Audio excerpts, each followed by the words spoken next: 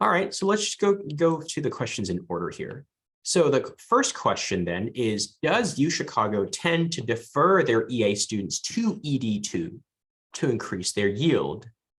No, you know what? Like, here's the thing, right? Because if you applied for EA, like you can't switch it to an ED2 unless you actually told them to.